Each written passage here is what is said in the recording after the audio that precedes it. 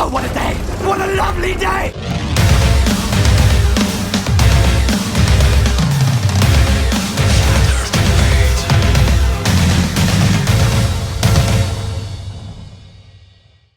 Welcome to Flat Earth Debate Uncut and After Show. I'm your host Nathan Oakley, and if you are new to this channel, or you've not done so already, how dare you? Then be sure to subscribe and hit the bell notification icon to keep up to date with the Flat Earth Debate. If you'd like to support the channel, there is a super chat that runs alongside each of these shows while they premiere, and there's also a PayPal, Patreon and crypto link in the info box below the video. Speaking of Patreon, I'm going to do a massive shout out to all of you who do support me on Patreon. So big shout outs to Abraham Mohammed, Adrian Quintana, Alistair Main, Billy Highvault, Burn Fat Till My Stomach Is As Flat As the Earth, Chow Yun Cat, Dank, Dave Rakia Gafford, David Wayne Foster, Edwin Johnson, Erwin Jennisons, Felix Hung, Fireball X, God Rockin', Henrik86, Jeranism, Joshua Balsimo, Kirsten Smith, Liam Nedrick, Life is Short, Matt, Nagara, Naibai, Qatar Craig, Reinhardt, Rene, Sally Ballis, Silver Umbrella, Skeptic936, Texas Mike, The Flat Earth Sun, Moon and Zodiac Clock App, the FlatEarthChannel.com, Tina Baker and Tom Hawkins. So massive appreciation to all of you for supporting me on Patreon. Now we do actually have both Discord and G Plus panels all live and set up, so I'm going to introduce you to them and set up for the next live show. Yes, because we land things on Mars. So that's literally his statement. Yeah, and Joe Rogan said, "I'm not buying that." All right. Oh, Nathan's back. But honestly, if you saw a mental patient in a straitjacket, like banging their head against the wall, what would you do? Nathan, are you there? I'm just setting up the next live show. I figured. Okay. That's what I'm talking about, eternal patience. Hey, Dewan, they're saying because we have pictures from space, space exists. There is space because we took pictures from space. The consequence. Yeah. Hey, Kiwi. But they didn't actually. But there's other people here who are quite reasonable. I mean, it's only the people like the Brenda and the Rumpus and a handful of others that... I mean, Gempad is not going to like this, but, you know, they kind of got this banter and it's like, it's not reasonable. It's like, I think this and this is the way it is and this is just it. And if you don't agree with me, then I don't know. I'm going to flip out. I'm just that's because they're just here to dictate. That's what that is.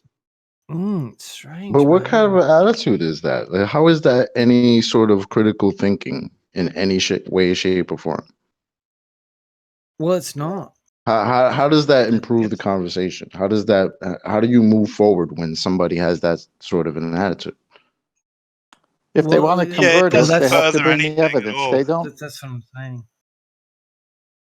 If they want to convert us, they need to bring evidence. They don't bring evidence, so they have that attitude. Well, the problem but is the these strange guys, thing those, is that, once they're at that level, they're not going to be convinced. So there's no but there's point in certain trying people to in convince that them. server that are reasonable, that are open to, like, you know, discussion, logic, thought exercises, all kinds of things. Was being one. Right, but it's like, how much evidence Dawn. does one have to There's a see to get to a point where you have to make that decision and say, hey, all right, obviously it's weighing more towards one thing than another, right? I mean, some of these guys have been into this debate for I don't know, 4 or 5 years now, right? I know. So how much evidence have you seen? Go ahead, man. I was just going to say, the funny thing is that characters like Brenda and the Rumpus, they're probably responsible for more people becoming flat earthers than people leaving flat Earth. Precisely. Yeah, Precisely. That's great. that's what Dan said Yeah. before. Yeah. Fair point. Yeah. They are great. Because they're constant. Sometimes you just gotta let part them of the speak. team. Constant. Yeah. Because Yeah. that's how I feel about it, right? Like if I was a glober, right? If I still believed I live on a magical spinning water ball in a vacuum, right? And I'm sitting here listening to, let's say, that conversation that Brenda just had with Tony, right? How would I feel about that? Would I feel like this person is actually defending the globe in a way that actually represents me in a good way? Or would I just have heard nonsense and gibberish? Because I'm pretty sure everybody thinks that they just heard nonsense and gibberish. Not going to try to speak for everybody, but I don't. That's what I heard.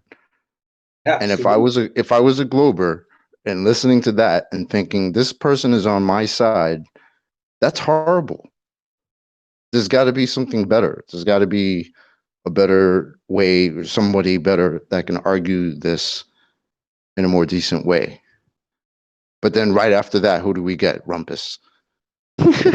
So, I mean, this is where it's at right now. I don't know why. I don't know why other better, I don't know, better learned globers don't want to Oh, come you in mean and have. Simon Dan? Yeah, sure, him. Why not? Come through, man. Have a conversation. Get away from your desk for a minute where you don't talk to anybody How about except your Jim camera. Panda or Sean Hufford? Come on in. Right. I mean, these guys have been in here for years. Why don't they come in here anymore? Well, we want to see the natural experiments for birds humping. We're still waiting for that. I've been waiting for months. Uh, I'll tell you what, that guy, he couldn't spell cat if you spotted him the C and the A.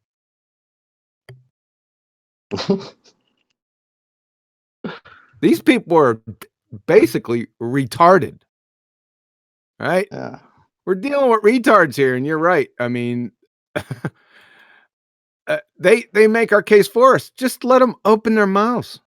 That's all you got to do. Just be quiet for a couple minutes, and that's it. Fanatical religious zealot with clinical level Dunning-Kruger, mentally handicapped, indoctrinated, platonic cave-dwelling wankers. That's it. Can you imagine very soon, like in the near future, when flat Earth is a like wide open topic and everybody has realized it? Do you imagine those people that are debating here now? What are they going to do? Hide forever? Nah, they're gonna say they always knew.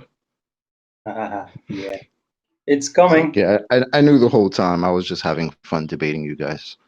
That'll be the excuse. Yeah, but it's very soon. It's coming because we passed critical mass already. So it's everywhere, all around the place. Everybody's talking about the shape of the Earth.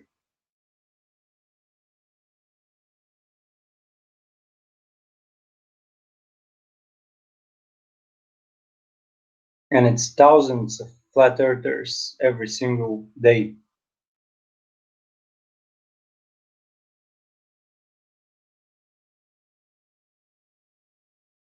What about that, Rumpus and Brenda? Can you cope with that?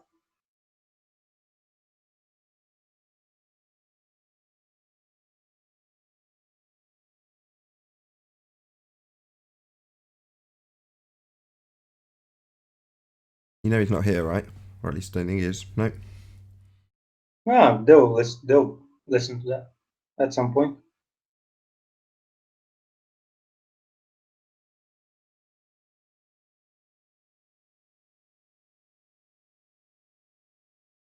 There's no hiding from it, Brenda and Rumpus. Flat Earth will knock on your door very soon. No, I think that's why Is they all Discord remain up? anonymous. They're generally anonymous, right? Faceless, at the very least.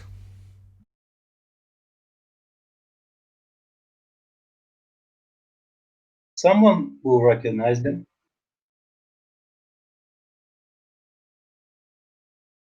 On the last show, Dave Rakia Gafford made it clear, we should be interested in the truth rather than Brenda or Rumpus's appreciation of the truth.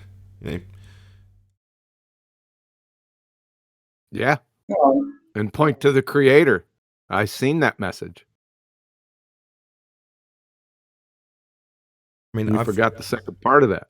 Yeah, point to the creator. creator will- I was going to go on and say that I've often speculated that the people that want to rebel against this have got a reason to do so. Potentially, as an example, skeletons in the closet. Well, if you're a dark and nasty individual, and at some level, I'm not saying we're all perfect. Far from it. We're all basically dark and evil in some small way. But some people don't want to face up to that. Their own demons are too terrifying, and facing the reality of a creator, most people don't want that. It's too terrifying. Yep, you got it. The ones that been exposed to the flat Earth are mainly and continue on the heliocentric spinning ball are atheists. Yeah, but at one point the creator will have his way with them. Well, I mean, you don't have to answer, Nathan, but part of my journey was you questioning different people about replication and different things. Like, even at one stage, you were skeptical about all this. Like, how do you feel about all that now? Replication, I don't know what you're talking And about. if it's too on the spot, don't answer it. I just don't understand. I'll answer anything you like. I've got nothing to hide. I mean, what do you mean replication? I don't really know what you're in reference to. Well, I came in just after No Trees on Earth, and you were doing a couple of interviews that I was tuning into. There was one guy, American dude, and you did one with IPS as well about the idea of the creator, and that you saw what you said at the time. This is 2016, so we're nearly 220 now. But so in 2016, you were talking about the idea that you could see replication. So you could see parents, ancestry, and then replication of, the being. But you didn't necessarily jump off then into a divine creator. And Yeah, I'm not trying to put words in your more mouth. biblical I'm just- creator, I think, would be a more that accurate triggered- description. I'm still the same now, so my position hasn't changed. Much to the annoyance of some Christians, because that can sometimes be how I come across, like I am actually a Christian. Well, I don't necessarily call myself a Christian, but then again, some of the people who would be deemed Christians on the panel wouldn't call themselves Christians either, and they're talking from the Bible far more often than myself. So that might not be relevant either. But my position's always the same. There is a creator. That's now self-evident as far as I'm concerned.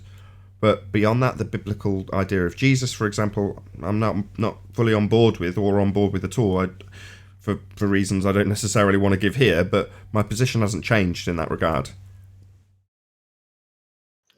No, I appreciate that. I hear.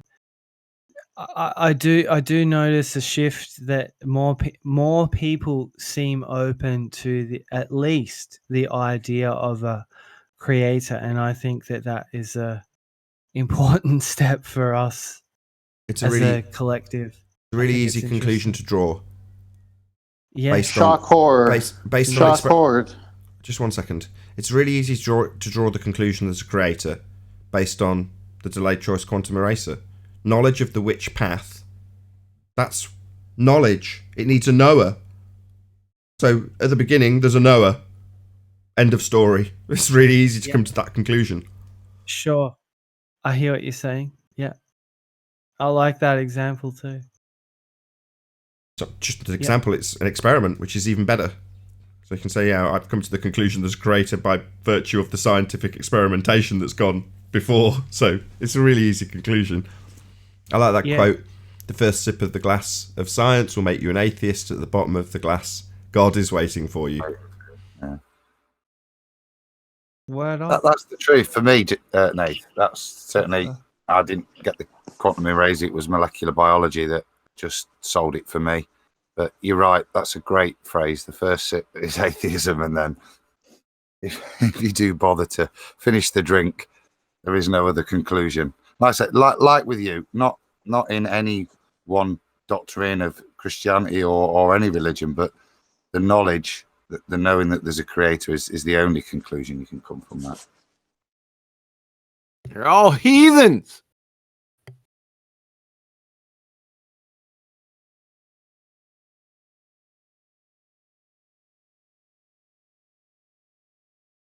Oh, what a day! What a lovely day!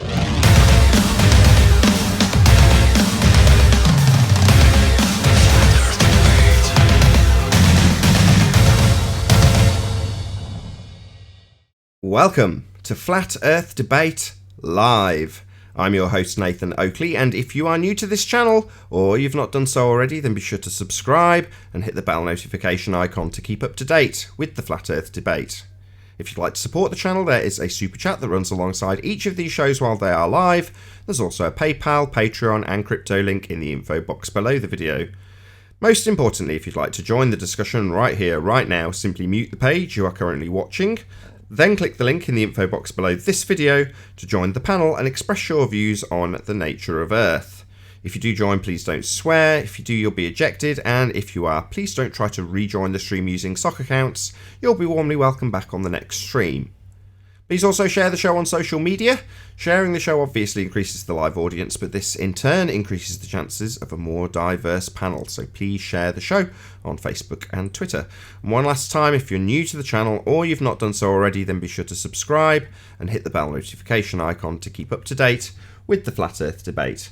Now we are joined by the Adam Meakin, the One, Sleeping Warrior, Righteous Force, Chocolate Sane, Arwin and 10th Man. Shout out straight away to Eagle, Plane and Anchor for the super chat, super sticker. Really appreciate your support. We're also joined by a whole bunch of people in Discord, so welcome one and all. Good morning. Good morning. Good morning. Hello. Good afternoon, and shout out to Brandis and Rumpo for their tremendous work on behalf of the Flat Earth for producing Flat Earthers in the thousands. You're right, Dan. They're pretty diligent activists, them too. So let's do a bit of housekeeping. Any evidence that you can have gas pressure without a container? No, not No. even atmospheric pressure, Nathan. You can't have atmospheric pressure. Rumpus's mouth. Absolutely not. Riley, because because atmosphere would be gas, right? Well, atmospheric pressure is defined as the weight of the atmosphere pushing down. Problem is, you haven't got any mechanism to create the weight because the molecules are too small and don't have any intermolecular bonds. So, like, where's the weight coming from when it's a gas? There is no weight to it. There's pressure, but there's no weight because there's no mass to give you any weight.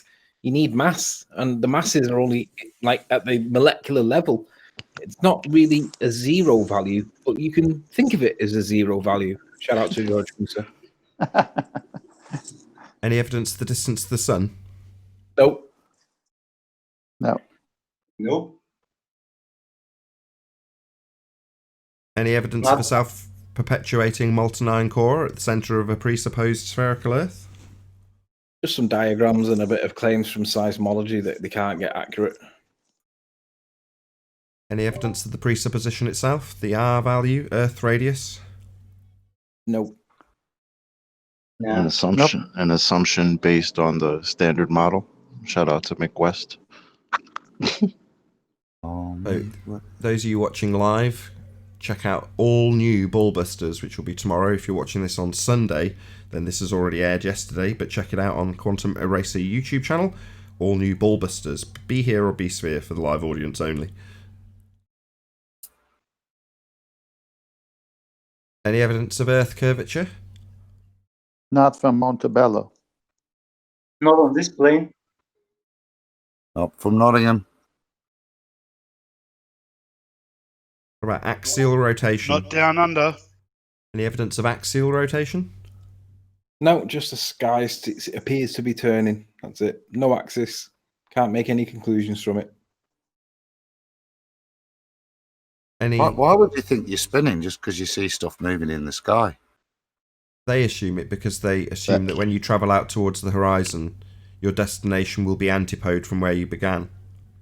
That assumption is essentially their formal logical fallacy, affirming the consequent. If the Earth is a sphere, usually denoted by the word hemisphere in their example, then I will be travelling antipodal from where I began and observe star rotation on that antipodal location.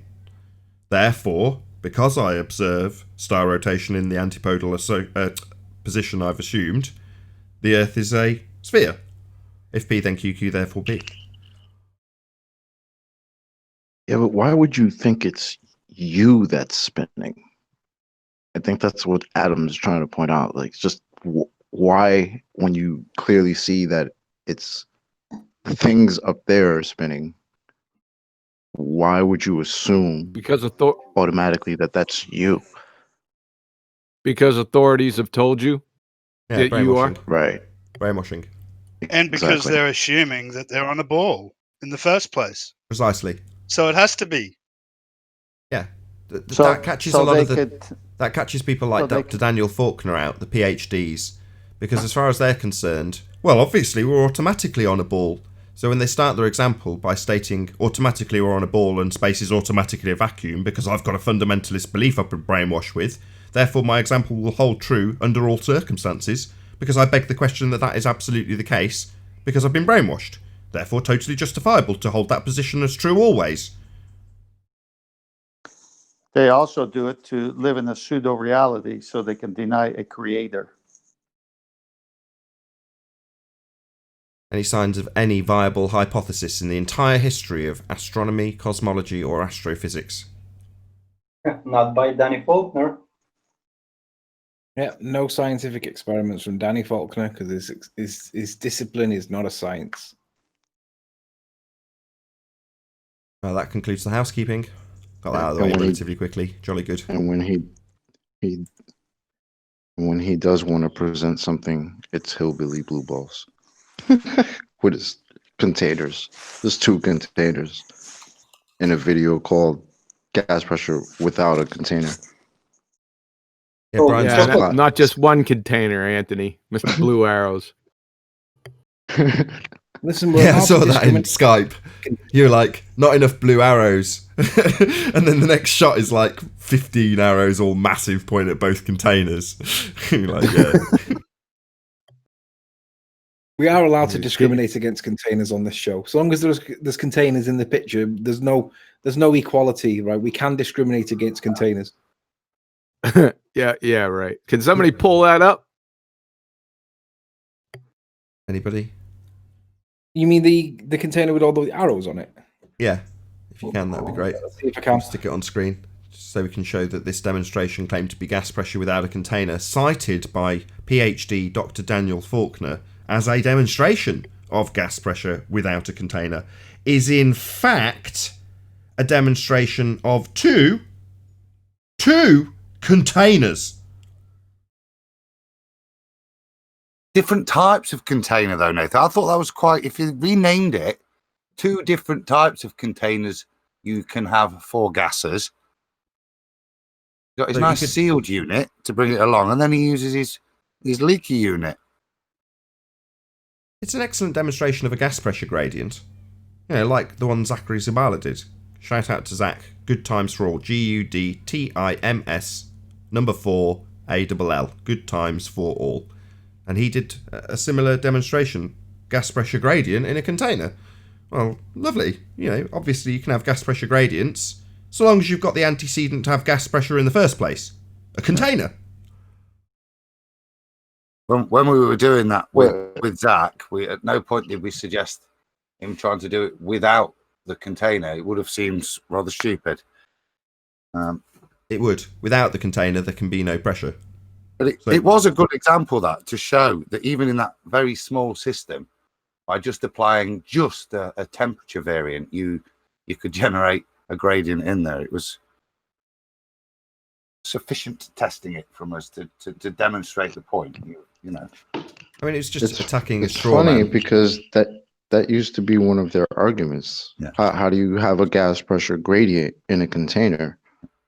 So it's kind of ironic that a baller comes out and tries to prove gas pressure without a container, then uses 2 containers and proves a gas pressure gradient in a container.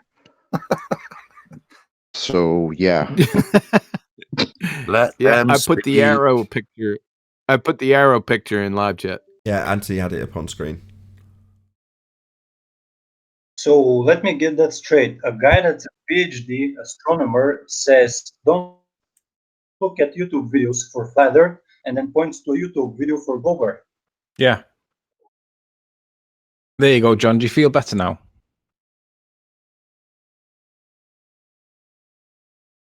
John?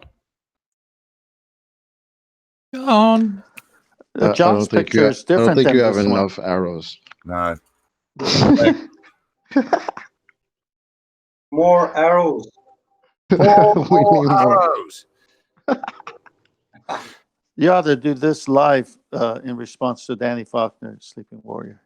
Just do I this just and want keep to sound drawing out- arrows. What they're doing is, and it's really odd because how critical are they of us if we start like distinguishing between the meanings of words? Yeah, on this occasion, they desperately need to distinguish against the meanings of words because they want to say, but it's not an open container, is it? And we're like, yeah, but it's still containing the gas. If it contains the gas, there will be pressure. If it doesn't contain the gas, it's not a container, is it? So if it's containing the gas, there's pressure. And let's not forget, it's within a pressure gradient, right? The air around this is gas pressure. So this is just demonstrating a gas pressure within a gas pressure in a container. But if you did it in a vacuum, none of this would exist. All of this will be going, because we know that the gas pressure can't exist without a container. That's why it's the strongest argument. You make it a bit bigger. Can you just make it a bit bigger? Yeah. What she Okay. said. A bit too big. There we go. That'll do. How does any matter clump together in empty space? It doesn't do it. Mass doesn't attract mass.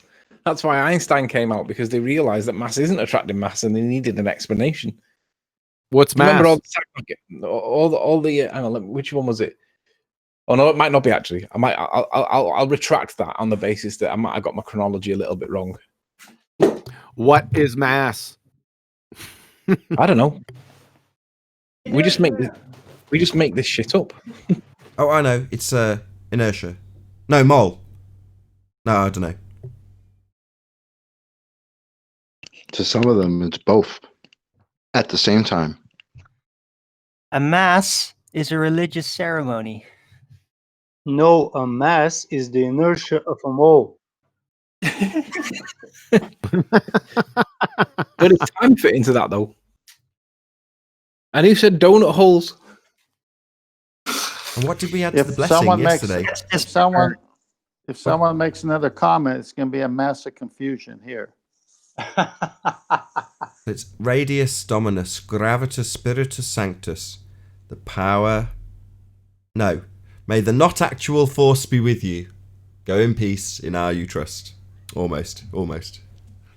That you can think of as a force. Don't forget that part. No, may the not actual force be with you.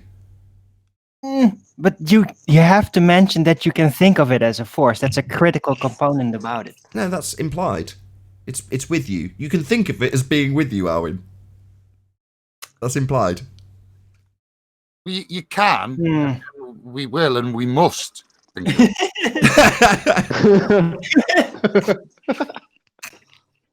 We must. Think of gravity as a force. You can think of it being with you. May the not That actual doesn't mean force it be with really is one, but we don't necessarily have to work at the really is level.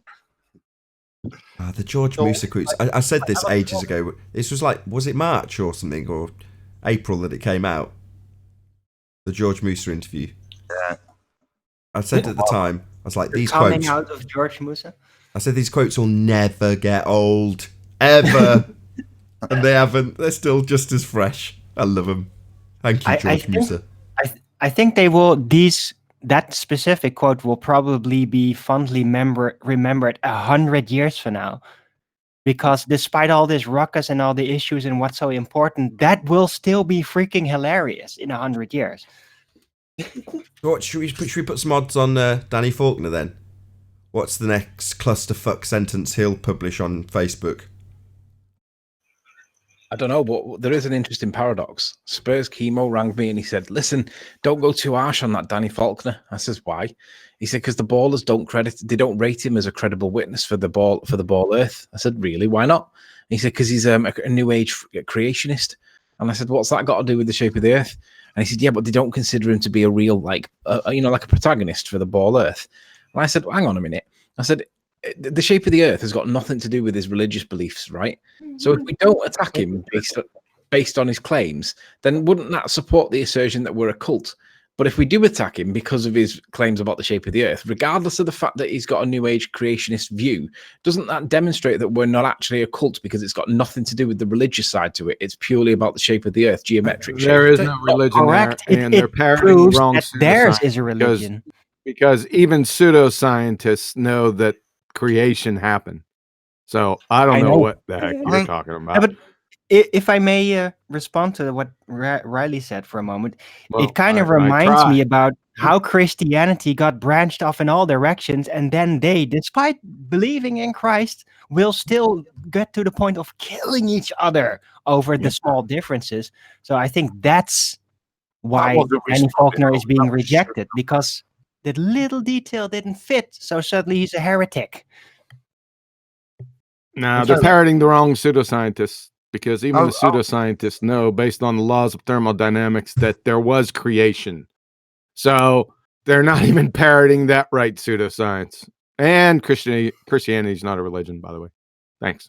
I'm talking about the religious, the religion of Christianity, not Christianity. There's a lot of religions concerning Christianity that all have their own interpretations, their own little rituals, their own little traditions that they create out of nothing. They're not Christian. And there's hundreds of churches in America. They're not Christian. Yes, they're not Christian. Yeah, but everybody thinks of them. Hold on, Arwin and QE. He did actually qualify that. They're not Christian. He did say that. You say Christian. They're not Christian. They call themselves Christian, but they're not Christian. He did qualify that.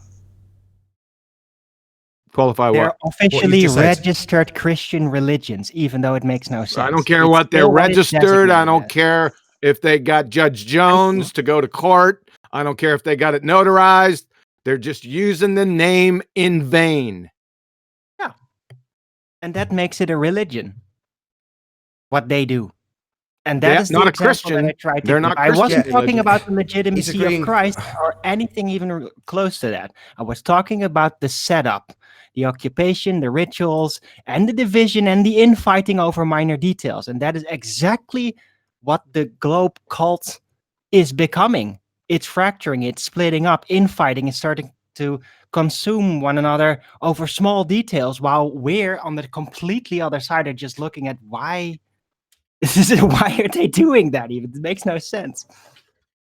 My point is you labeled them Christian, then they're not.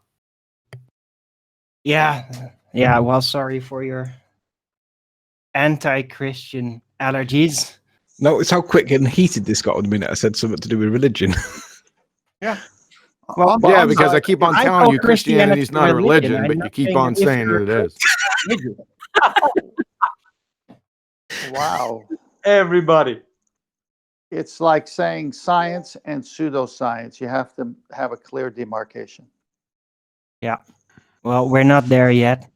And Christianity is still a religion. And Christianity is not a religion. We'll still be following the truth. I don't give a shit about your anti-Christ allergies. You know, like actual anti-Christ people and atheists have Christ allergies. You seem to have this severe anti-Christ response when it's not really necessary. What the hell are you talking about? I wasn't talking about that.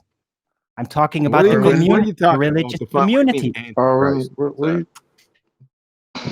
Every time I bring up Christ, you seem to attack me on this. Well, that's not the argument. That's not what's happening. No, let's get back to the topic. You called those organizations Christian, and I said they're not Christian. They only by name, in vain. That's all I said.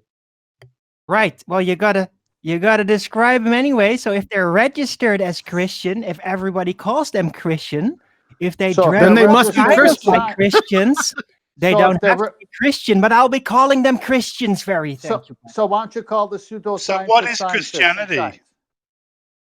Hang on, Arwen, why do you not do that with pseudoscientists? Why do you call them pseudoscientists and not scientists? Because they what? Because they represent science well or not well? No, They it's don't not apply the irrelevant. scientific method. No, it's not irrelevant. I have people coming to me all the time saying they're Christian. And I say, what makes you a Christian? And they misquote the Bible and misrepresent Christ. So how can they be a Christian if they misquote the Bible and misrepresent Christ? Well, maybe they had it wrong. Does Well, that that's still the does that point. make them not Christian if they got If it you wrong and don't- they're if still you don't- trying to do oh. the right thing? They're doing Does the that, right make them, thing. does that make them Satanists, Okay. 10th man? Excuse me, Arwen. Have your No, little not fight. excuse you. I want you to respond to this. Well, how could I with you talking over me? Well, because you're not responding. Because then I would be How could hearing I other if things I'm- coming from you. How could I respond when you change the whole topic, Arwen? Mormons believe they can become gods, have their planets in outer space, and become the next Adam and Eve and populate the earth. Is that Christian when there's nothing You know like what that in the Mormons Bible? believe. Excuse me, Arwen. I know you you're don't know. interrupting. I've been to the freaking church, okay, for a year Go every ahead, just weekend. talk to yourself. I know what This is Pretend you're bollocks, okay. guys. This is bollocks. they don't think. Right, yeah, it is kind of bollocks. So I appreciate the value of this show, says Good Servant. Well, I could. They I could. themselves don't take it serious Arwen, or literal Arwen, at all. Arwen, can you calm down, Arwen? No, Arwen, Please. I I stood. will not calm down. I am sick of being attacked over my Attacked? misuse. Yeah, but you're talking over everybody. You can't have a You conversation like this, Arwen. Come on, man. I went Relax. to a Mormon. Again, it's Everyone you. stop. I- Everyone They stop. do it all 10th the man, time. I'm Arwen, not- both of you. Come on, just take a breath for a second. One of you Excuse take me. the reins initially, and then the other respond. Hopefully one of you will have Mormons taken I went believe to- they Take a become breath. I haven't gods even to finished assert laying that out they- the... Guys, hello? I haven't even finished saying, can you calm down, take a breath, and you're already talking over me.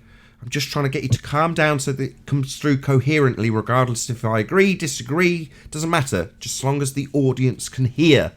One at a time, please. Mormons don't believe they become gods. To assert that is retarded and dishonest. And when I prove you No matter wrong, what how will you do? read Oh, their God. scripture. Once you And finish, when I Darwin. prove you wrong, and when I They prove you don't wrong, what will believe you do? Okay, shut up. If I prove you wrong, then what will you do? Well, why would you even insert such a ridiculous notion? Have you ever heard an actual Mormon tell you that they literally believe that? Yes. Well, then you met some nutty people because the No. Mormons that I Hold met on. didn't believe Hold that. on. I'll win. Go ahead, 10th. Please mute him. It's the only way. Yes, it's in their writings. I will find them and post it in Master B. Comes from their prophets. It is what a bishop, as well as many other Mormons, have told me face to face. One time I was sharing the true Jesus of the Bible with a Mormon, and he said, "No way, we don't believe that." The very point in case that we are going to become gods, have our own planets, have eternal sex, etc., etc. And I said, "Yeah, you do, and I know where it is in your writings." He says, "No, we don't." And he said, "Well, my bishop's here. Let's go ask him." I said, "Good, let's go ask your bishop." So we walked to the corridor, saw the bishop, and the bishop's wife was there. And he says, "This guy is a Christian, and he says that Mormonism is not true Christianity." And he said that, well, go ahead, say it. And I said what I said. I said, your prophets and Mormonism teaches that God was once a man, and that man will become a god, and you'll have your own planets. And before I could finish, the wife interrupted and said, "That's right, and I'll become a goddess, and I'll be eternally pregnant." Yes, that happened. Okay. So how did the other guy respond? Did he fall in line? Or did he feel No. this is wrong? He had a shock, horror, cognitive dissonance face. What do you think? Yeah. Well, that means he didn't believe that. buddy. means Just that means because that- their that mean- freaking scripture says it doesn't mean they all just believe that.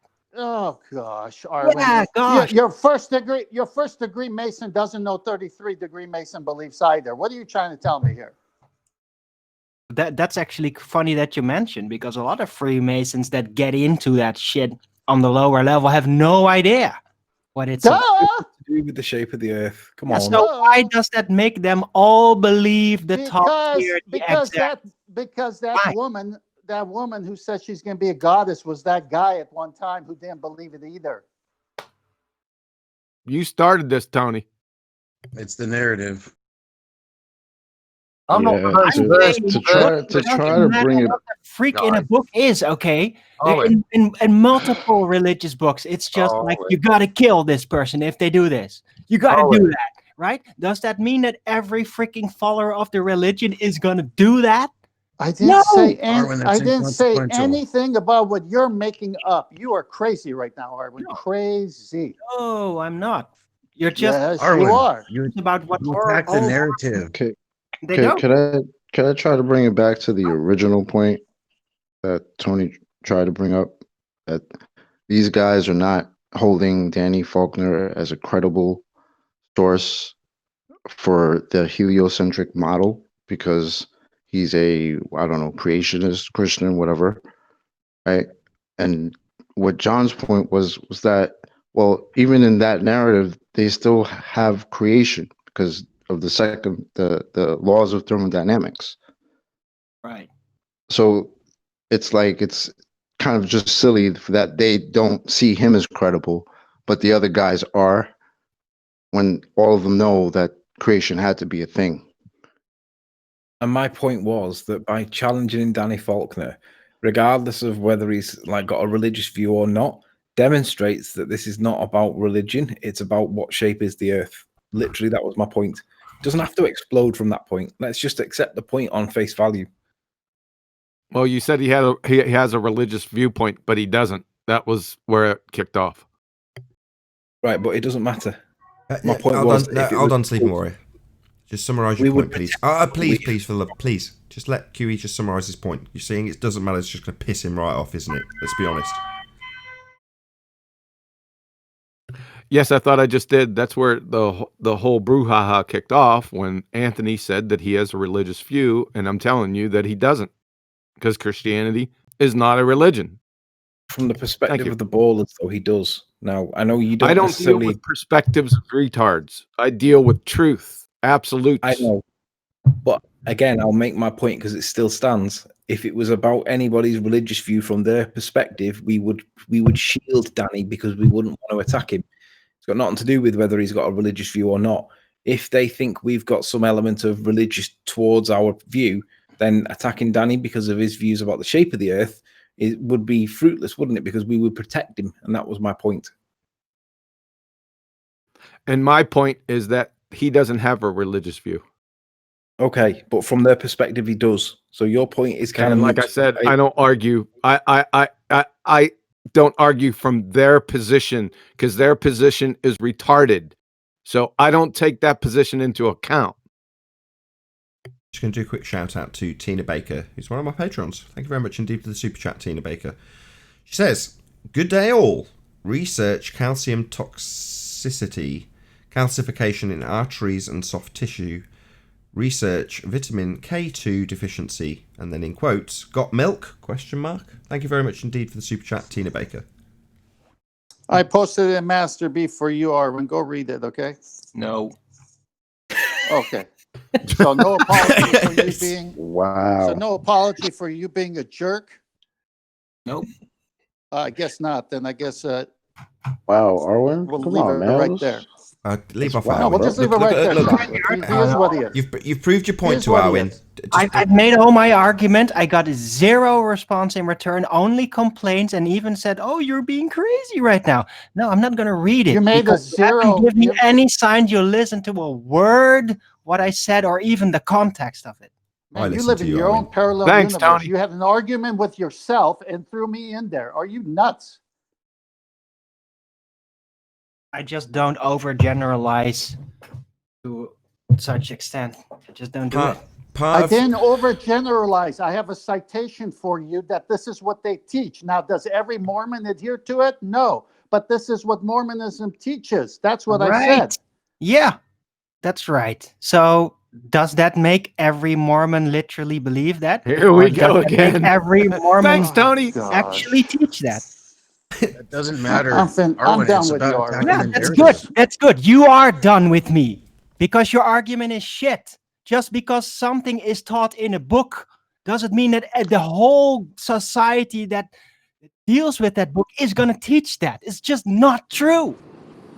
What are you hold talking on, about? hold on. I It's just not want to just summarize this. one Arwen, book. calm down, 10th and The Arwen. real Hold thing. on. I don't want it to go around in a full circle with you shouting at each other again.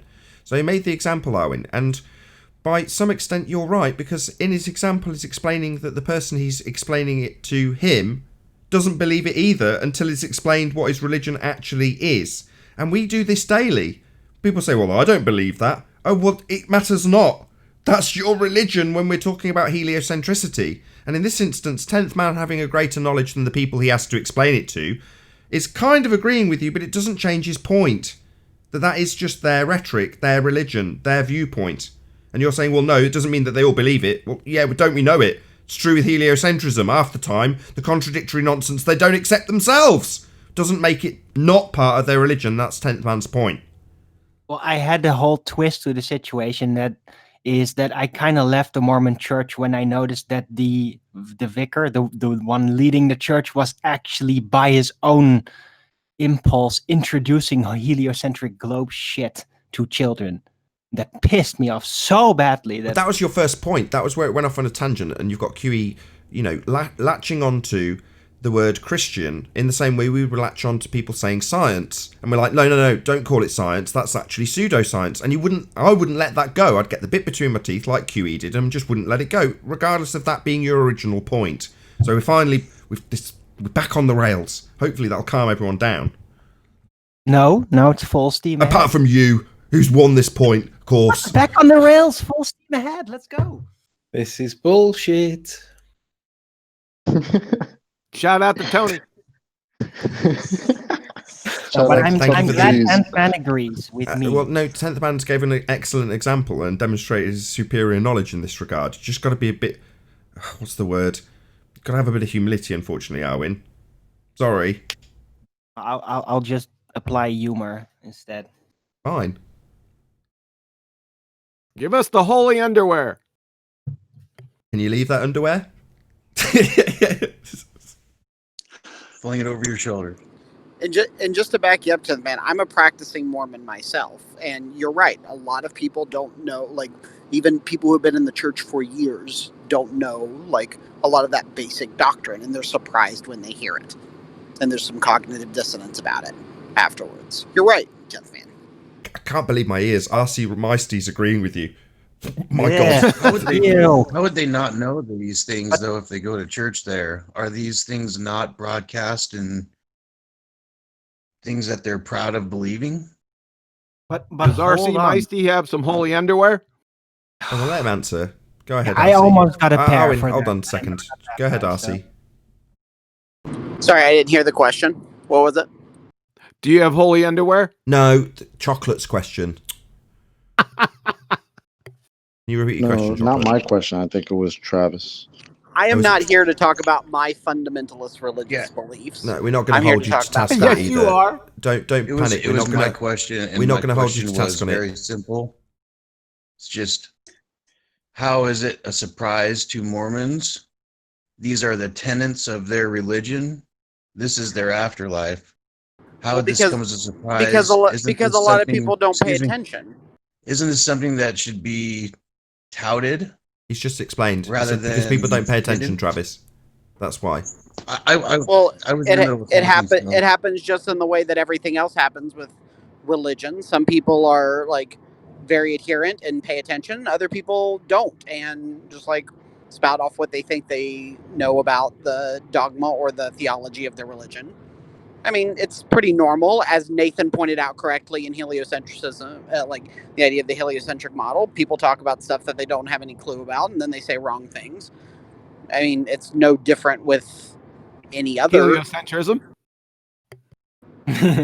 Look, Yes, people who, yes, you're actually right, QE. Like people who claim to believe in heliocentrism don't know a lot about heliocentrism, and people who claim to believe in Mormonism or Catholicism or Buddhism or Hinduism a lot of times don't know a lot necessarily. Did you call heliocentrism heliocentricism? Yeah, I probably misspoke. Who cares? Who cares? He categorized it while explain how we more importantly, he categorized it whilst talking about religions, which I thought was much more pertinent. But there we go. But how about Scientology? No, I'm being how many people do you think I'm being actually honest, know Nathan. the I'm saying backstory to people who Scientology? claim to know about something or believe in something often don't know a lot. No, I get it. You're agreeing with me. I'm slightly in shock. Why? Because I'm being honest and intellectually honest about something? Of course. Okay. I'll take this quick moment here to Intellectually say honest, that accidentally Christianity is correct. a You pick. relationship. But upon this disclosure, somebody, namely Anthony, is now going to try and have you to task on something in the heliocentric rhetoric. You realise that, right? I want to change topics. That's Anybody know how fine. we can have gas pressure in an open system? Say that again, Anthony. I want to change topics. Does anybody know how we can have gas pressure in an open system? Much of a topic left, is there? It's all gone. I can't believe that tangent that was created. It was beautiful. Just ashamed of yourselves. Why do you say that, Anthony? No, it's beautiful. Because it's a total off-topic tangent. So what? Perfect. Not off topic. Are there any at all. ballers that can explain how we're breathing on an open system? Anybody? And back on track. Because Because the air is Go on, RC. Because there's a force acting on the atmosphere. What force would that be? I just said it. So there's a force acting on it. What force would that be exactly? I just said it. What is gravity? Gravity's not a force. space time. Even if it was, explain to us how it works. Fair enough. Go ahead, Anthony. I'm going to put myself on mute. Even if gravity was a force, RC Meisty, explain to us We've what it's doing to the guys, atmosphere. we've been in this circle like 35,000 times. We all know where it ends up. You guys Yeah, you obfuscate lose and it. deny. No, you guys No, obfuscate and deny.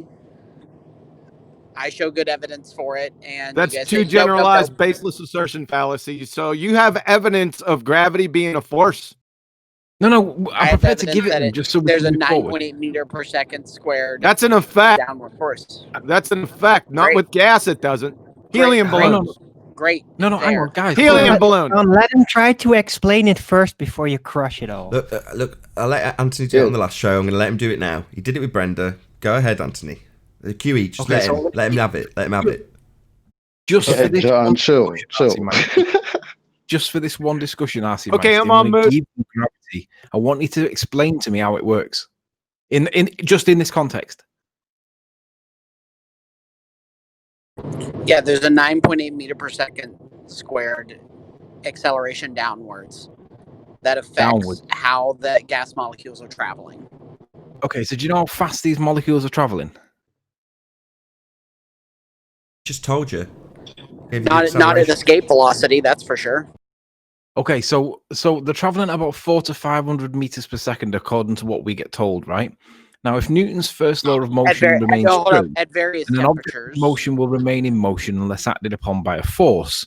Now, we know that the force that you're describing has got this acceleration, right? But we also know it's proportionate to its mass. Now, we have a problem because the particles or the molecules of gas are very, very, very small in mass. So how small is the effect of gravity on them? Very, very, very small. So given that they're traveling at, say, 500 meters per second, right? They're going to be in space in maybe, 30 seconds max? They're going to be... not traveling at 500 meters per second at all times. Yeah, they are. Damn. Because what's happening to make them go faster or slower? Various energy being imparted on them, hitting other molecules, like lots of different things can. Lots Yeah, of but all different the things. That's wrong. Hold on, QE. Go ahead, Sleeping Warrior. Temperature. Because we've got gas pressure, we know that the molecules have hit the ground because that's where we get the pressure from when they bounce off the walls of the No, container. we don't get In the this case, pressure from them hitting the ground. Yeah, that's what it says. It says we get the gas pressure Anthony. from the Hold on. bouncing. That's what. Hold That's on, what hold Wes on, said. Anthony. You've hand waved what he said. He said there's energy being inputted, and then you've completely ignored him.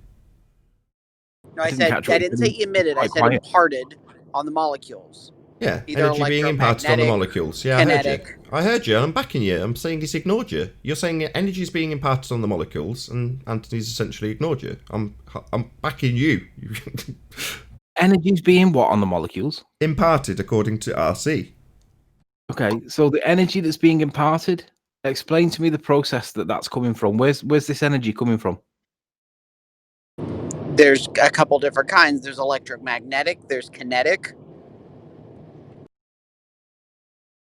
Okay, and what are they doing? Are they speeding it up, slowing sorry, it down? Anthony. I'm sorry to interrupt you continually. No. Where's it coming from? Don't describe types of energy. You said it was being imparted. So, imparted from what? He said kinetic energy. So if it's kinetic, then it's going to be from hitting something else. If it's electromagnetic, it's going to be electrons being excited from the fact that there is electromagnetic radiation, usually in the form of heat and light, that's interacting with those molecules. Light's not electric nor magnetic. So, when these particles are coming in towards the Earth's surface, right? The temperature increases significantly because the surface temperature is like 25, 30 degrees at times and whatnot. That excites the particles and it gives them more velocity, right? And we know that the particles are very, very, very small. You can't even see them, right? You need a microscope. So their mass is also very, very small. And we know that gravity is proportionate to their mass. So it would take a very, very small amount of force to keep them where they are. Yeah, but they're moving though, aren't they? And they're moving away from Earth all times because we've got pressure, we're breathing it. So they must have made contact. From Earth. They're moving one at a time. Hold on, RC, hold on. RC, just one at a time.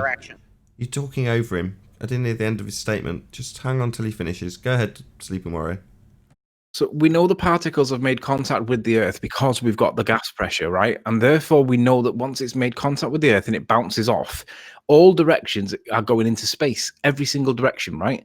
So we know that the flow, unless there's a continuous incoming flow to give us a continuous influx, like geocentric perhaps, and we're not on a geocentric model according to the model, it's heliocentric. There must be something that's bouncing the particles back, because we wouldn't have any gas pressure to breathe unless there was.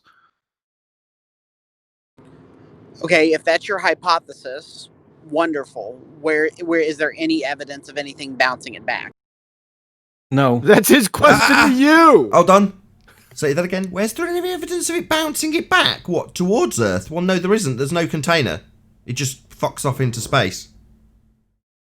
Well, you're saying that there is, so I'm saying where's the evidence? Oh, are we?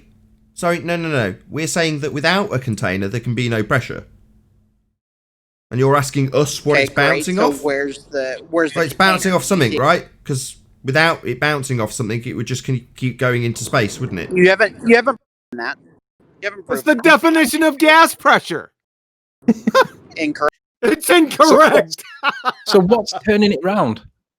Where does the pressure come from once it hits the Earth? Because every direction's into space, right? So that on your model, there's got to be something that turns it around and bounces it back to Earth. But you haven't got a ceiling, and you haven't got and even with gravity, given the size of the mass that the gravity's working in its favor, the gravity effect is virtually, it's not zero, but you can think of it as zero.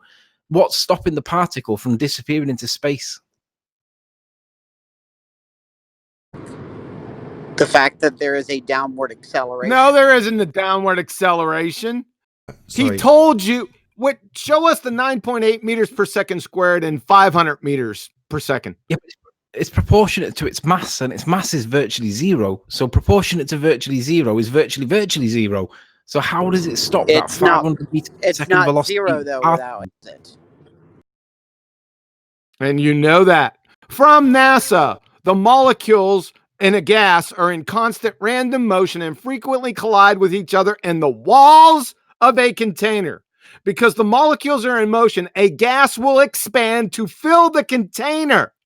Since density is defined by the mass divided by the volume, density depends directly on the size of the container. NASA. Thank you. That's a wonderful example of gas being in a little jug. No, there. it didn't say jug. He didn't say jug. Where's jug in my citation? Container. Where's the jug in the citation? Where's the jug? Okay, I'll tell you what. You Sorry. keep on trying to talk over me, I'll He fucking is- mute your ass. He's just talking over you, What saying you gonna container, do, container, Quantum? container. Yep. That's what he's doing, rumpusing the hell out of you. So this 9. Yeah, I'm saying, give me evidence of a container. I'll believe you. Fine, great. That's your Sorry. hypothesis. But That's not a Honesty, hypothesis. In the That's example, a necessary they, antecedent in- consequent. Oh yeah, Yeah, according it to is. which law? NASA. According to which According law? to the The NASA second law of law. thermodynamics? According to the NASA law. Good NASA job. law. You're a clown. I asked you for the law, and you RC said, law. Maisty, The RC second law of Maisty, Come on, if a thermodynamics. Quantum. container We need to get it wasn't together. required, why would they speak about a container? because they're giving you an example in the second law or the laws of thermodynamics. That's not an answer. Wow.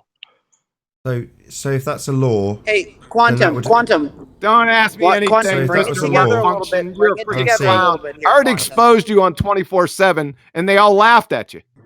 If they were laughing at me You're a clown. on 20. Okay, I'm Yeah, a clown you are. then. So, Clown RC Meister would like to know. We don't care is what there you'd like to any- know. Explain how you can have gas pressure without a container, and then demonstrate it. I'd like to see evidence. of a Then container. demonstrate it. I'm asking you. You guys are making the claim that there's a container. Yeah. So No, is NASA. Sorry, QE. I just want to get his attention for a second. Okay. So far, your rebuttal consists of there's a force downwards 9.8 meters per second squared. Well, gas expanding. Yeah, I'm just summarising your position. You don't need to nod along, meaning that my words are cut off in summary of your position. Thank you. So your claim is that there's a downward force, but gas is expanding in all directions.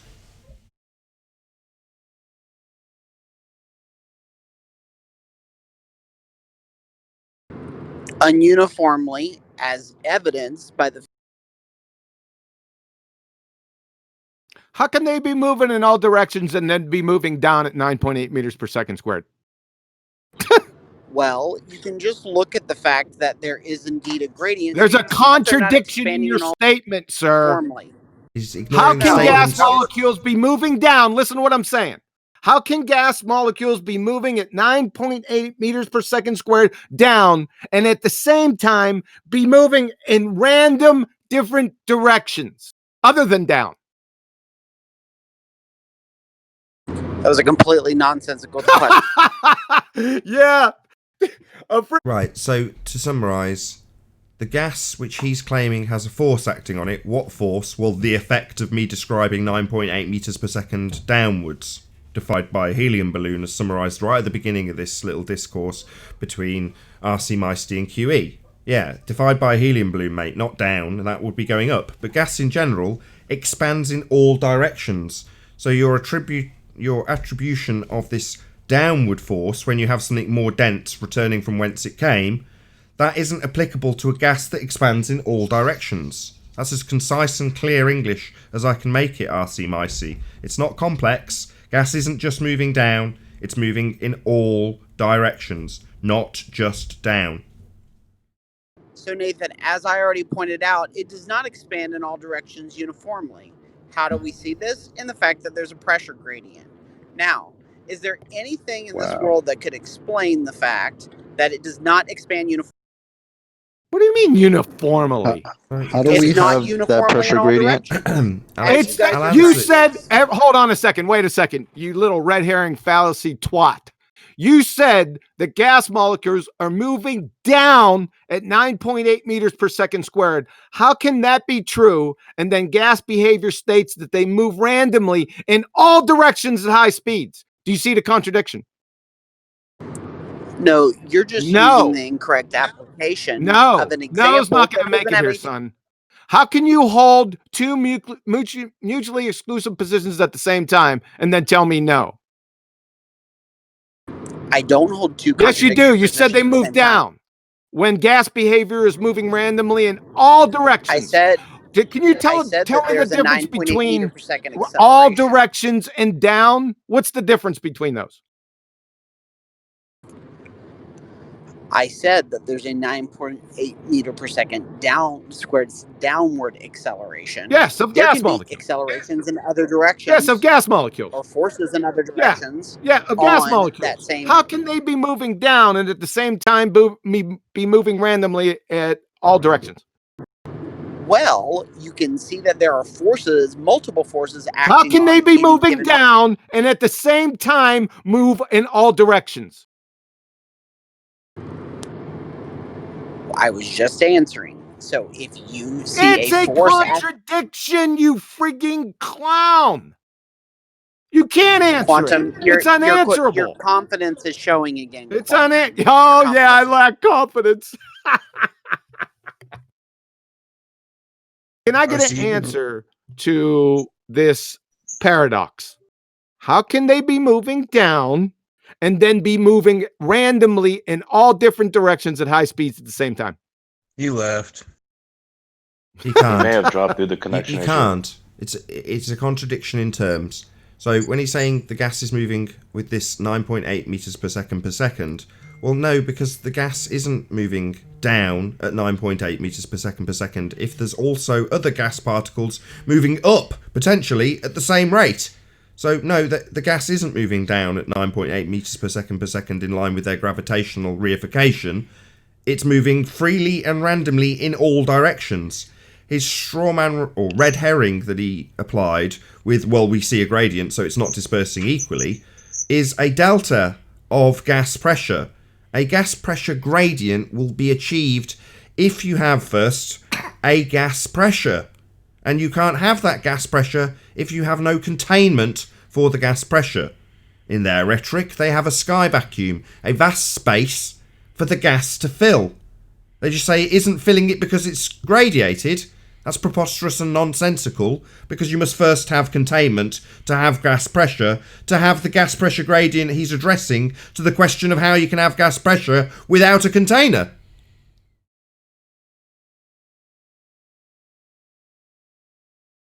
It was great. One refuted the other, right? You got an ideal gas he law had- and you've got your 9.8 meter per second. He's claiming both. Gravity Well, he doesn't... did the same thing. Sorry, He 10th did the man. same thing with chocolate when he said the cup of coffee's accelerating. You can address the elders of heliocentrism if you wish. Gravity is not overcoming entropy. That's why back in the day, when Anthony was still arguing about gravity and debunking it, he got very snippy with me and Quantum Eraser because we would say the following: you can have it. Have Reverend John Michel and Cavendish / Einsteinian gravity at full effect 200% each. You're still not going to overcome entropy. It's part of their rhetoric. They know it won't overcome entropy. The fact that the people in the trenches assert at nausea that a downward force of 9.8 meters per second is applicable to a gas expanding in all directions is a contradiction in terms. You won't find it in the rhetoric because it's obvious nonsense.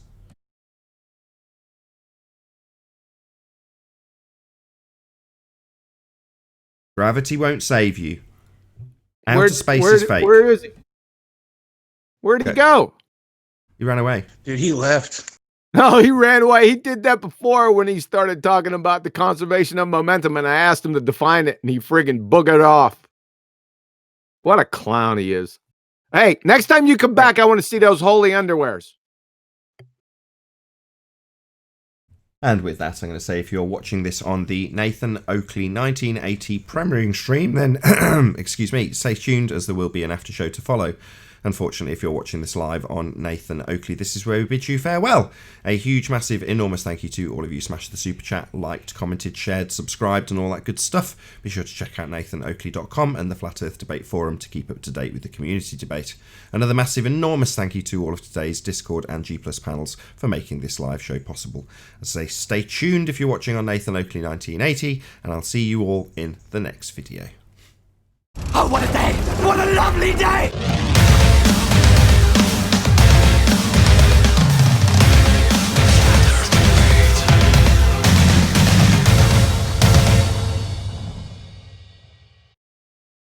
We drink coffee for a little pick up and go, but then he said it means acceleration. Hey, you just came in on the conversation. 4 more hours is the subject. Oh, you can kick them all 4 to the more after show. hours. Kick them all to the after show now. Can you kick them They're all in to- the after show. We Oh, want perfect. 4 more hours. We'll see how it goes. My wife's been out and about all day, hence I've been sat here with Eleanor for the entire time. Well, Oh, sweet, man. I gotta go make some breakfast, man.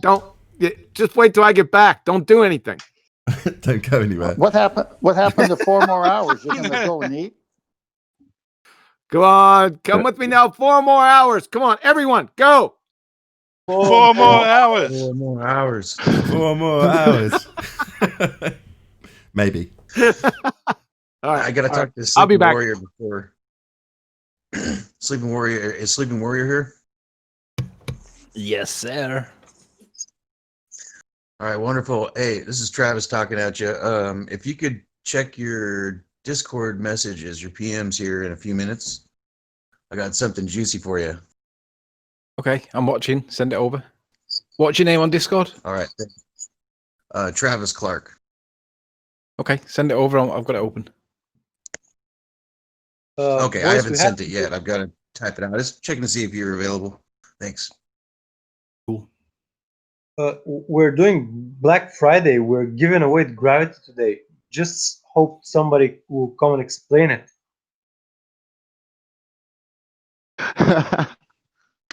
We doing Black Friday deals on Gravity. Come and take them. Yo, Black Gravity, holes are- Gravity, black hole. Black holes are on sale on Black Friday. And donuts. And I can do you a great deal on some time day, and I've got 4 liters of it. I'll take it all. 4 more liters. Adam, I don't have enough space to store it.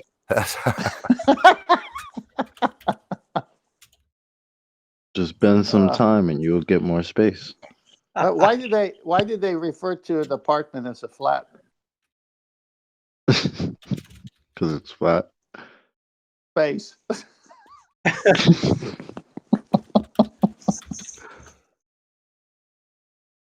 Oh my goodness.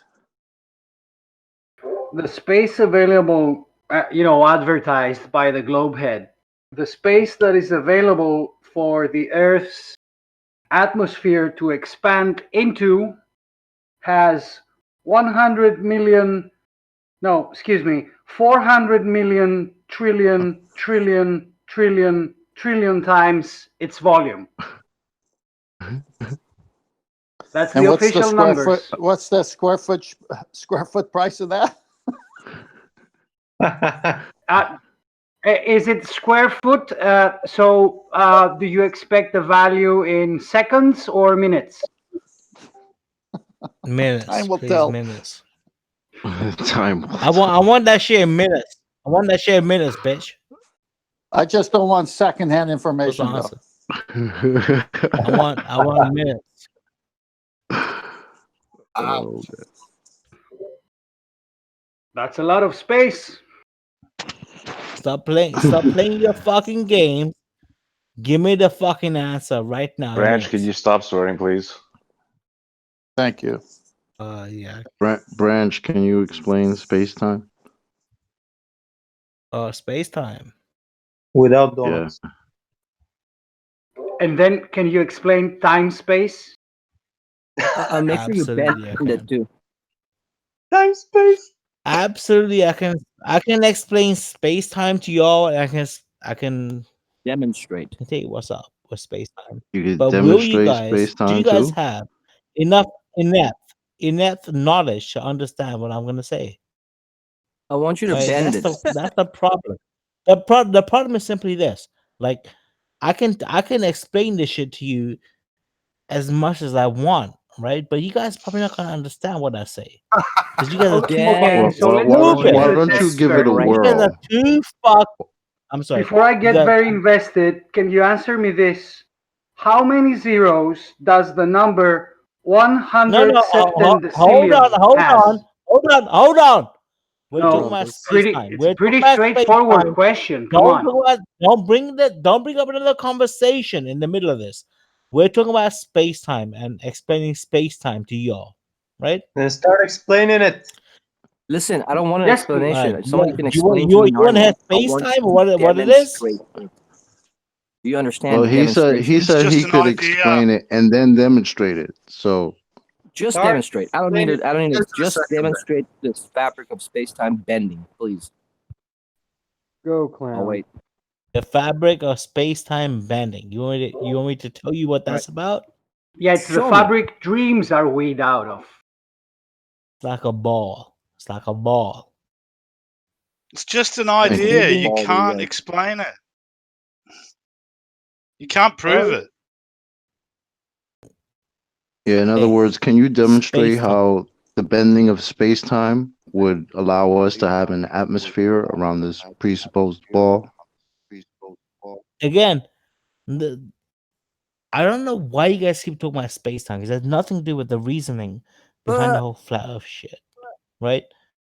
It literally has nothing to do with that, right?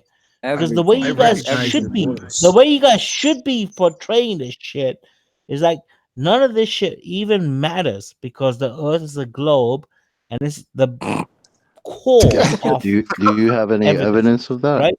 And when you guys start talking about space time and shit like that, do you understand what we're talking about?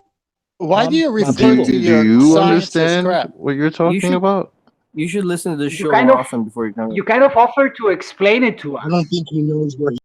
All right, well, okay. It so was your you- initiative, Do you Brad. want me to explain space time to you? And time space after that. Yeah, because we're waiting for one of these globe champions to come here and explain it to us because we seem to be called dumb all the time. But you guys want to come in and explain it, Let me ask and you. you don't Let me say ask you a shit. question before I do this. That's all Let you've been me doing ask is you asking a questions. question before I do this. What Oh, do you Lord. think space time is? I'm We're asking you. I think it's the reciprocal No, of time hold space. on, hold on. I'm giving you an not answer. Before I will explain it to you, I want you to answer this one question for me. You hold on. What It's not do our claim. you We think want to know space-time what it is. Okay, Fuck off, that's ethnic totally ruckus. correct. We I are want you to asking answer this question to me first. What You do don't think understand. space-time It's your Branch, claim. We're not the making the it. problem is it's What? part of your rhetoric, and you guys say that because of that we somehow have gas here, right? So we need you to show and demonstrate to us how the bending of space-time allows us to have atmosphere. That Go. that does not No, that- expand hold into a on. volume that is That's the 400 exact million reason. trillion That is the Dances, exact dances, reason. hold That's on. the trillion exact reason trillion why I times asked you, larger Dumpunk. than it. That's the exact reason why Dances, I asked hold you on, to hold explain on. to me what you think space time's all about. Because when you start talking about gas, I have no idea and what how it is. has So please shit like tell that, me. that's Okay. why I asked you. Okay, Black to Branch. I'll try and explain to answer you. me Let's see how what it much. means. No, let's see how if you let me. hold on, brother. I'm trying to answer you. You will either let me or That's I'll why kick you I out. asked You got you, my one more man. opportunity to let me answer you, The or I kick you question out. you're asking back to me. Yep, I'm time for you to not- go. Bye bye. I'm not. Yeah, you're not talking anymore, shit for brains, because you're asking a question I've offered to answer and you won't shut the fuck up. So bye bye, and do your time here. Yeah, it'd be the bending of a conceptual medium. That's what space-time is. Einsteinian bullshit. That's what space-time is. A concept. Not real. There you go. Now you don't get to reply to me. Fuckwit.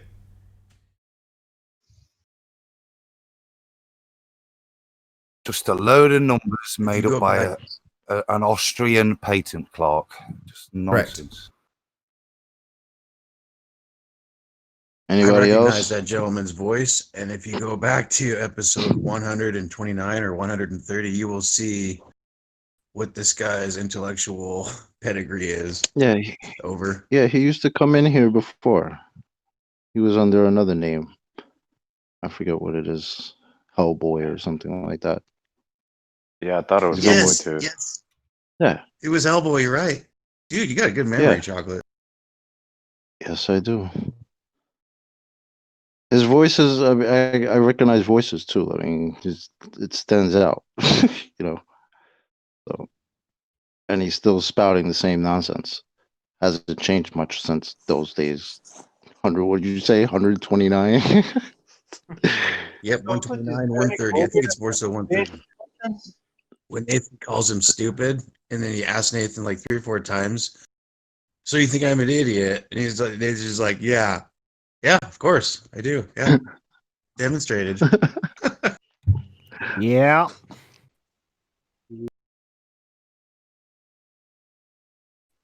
Sounds like he's been hanging out with the rumpus a little bit too much. Hold on. I'm gonna upload and premiere a new moon video, by the way, for those who care. Got a pretty sweet shot just now. Cool. Yeah, it's crap this time of year, eh? You get up, and then a few hours later it gets dark again. You know, you hardly see. It seems like there's no day. Yeah, agreed. I don't like it. No, It's I not don't. good Winter's for me. crap. I mean, I want the light. rubbish and dark. But yeah, Space time. you're in full darkness now, right, Arwin? Because you're an hour ahead of me. Just about. Like, it's really getting really dark. Also, during the winter times, the actual darkening goes a lot quicker. Takes more time before it goes to full dark during the summer than it does during the winter.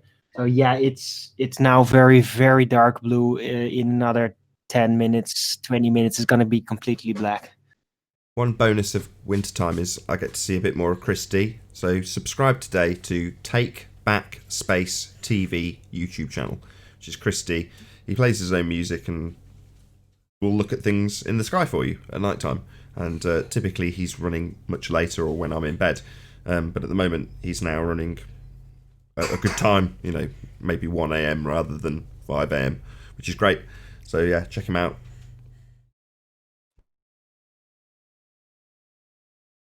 No. No. No obligation to. You don't have to look at the sky. You got your breakfast now, QE? Oh yeah. What's on the menu? That's a case in point. 2 Kiwi's had his eggs over breakfast. medium. Well, no, 2.5 eggs over medium, toast, butter, strawberry jam, and bacon. Kiwi's getting his breakfast while Nice. Arwin's about to film the moon, which is just bizarre, right? So, and obviously it's not bizarre, but you know what I'm saying? It's like there's a very I short just gap. filmed the moon. I just finished. I'm uploading it right now. Exactly. So, you know, you're getting up and having breakfast, Arwin's filming the moon. Yeah.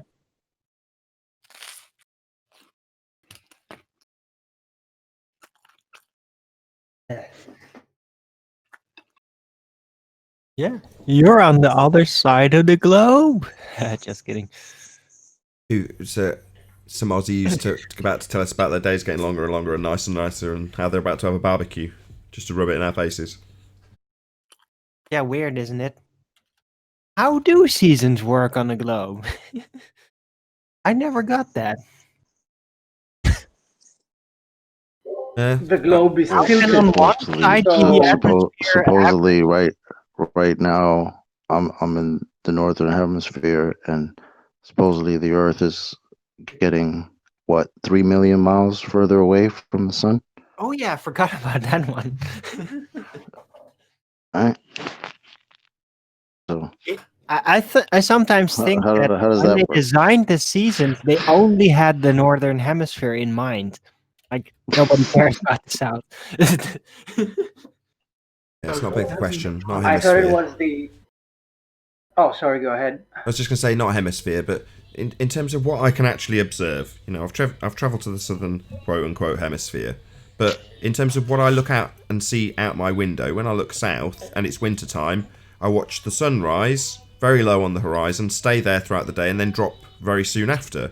Whereas in the summer, I see it rise very, very high over my head and set miles over towards that direction, sort of northish.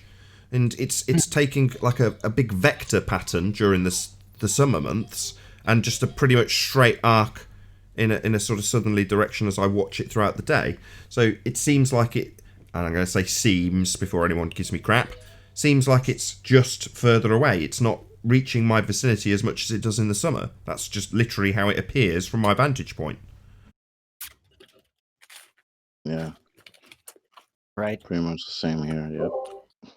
I was just about to comment on what Chocolate Asian said, that presumably in the ball, it's during winter time. I think it's the first week of January that the physical distance from the alleged physical sun is shorter.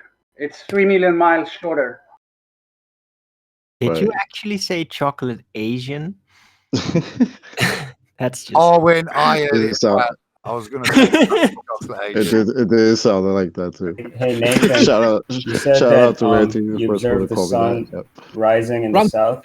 I thought the sun only rises in the east. No, as I'm looking south. In other words, I'm describing how I can see it in my field of view throughout the day. Oh, right, okay. So that direction is south. So where's the sun? Well, it's staying over in that direction throughout the day and then disappearing shortly after. Well, where's south? Well, the people in the south of south, and it looks like it's closer to them, seems to be from my vantage point. And by that I mean it doesn't come super close and get really hot and go directly over my head. It stops doing that. It stays close to the horizon throughout the day. Right. Yeah, so it's nonsensical that, like Dances was saying, the first week of January, we're 3 million miles closer to the sun, right? In the northern hemisphere, but yet it's winter. And the cause of that is supposed to be this tilt. Yeah. Yeah. Try and Really? explain. Not just tilt, And- it's also the ellipse around the supposed sun. That is like the most baffling part about it.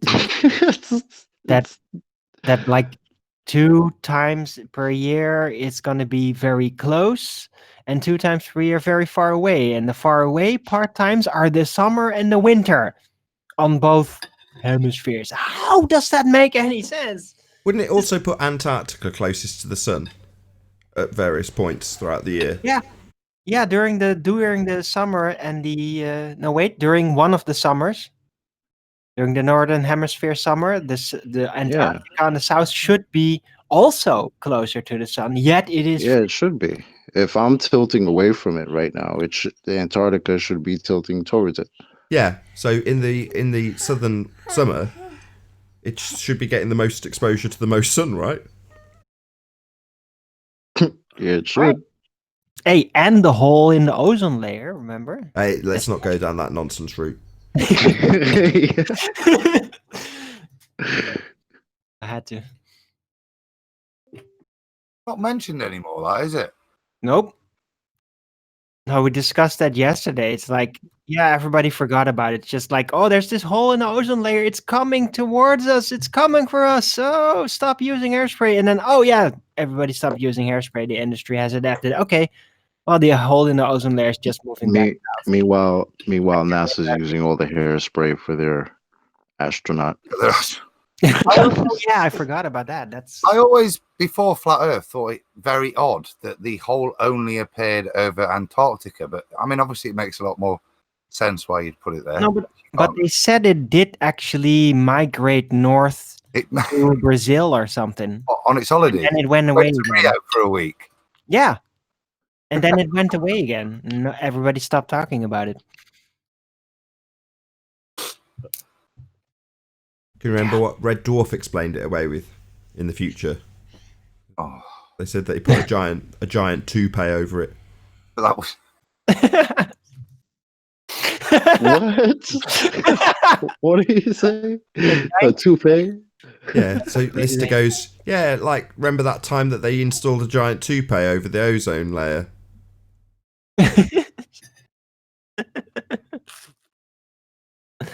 Amazing. Has QE seen these yet?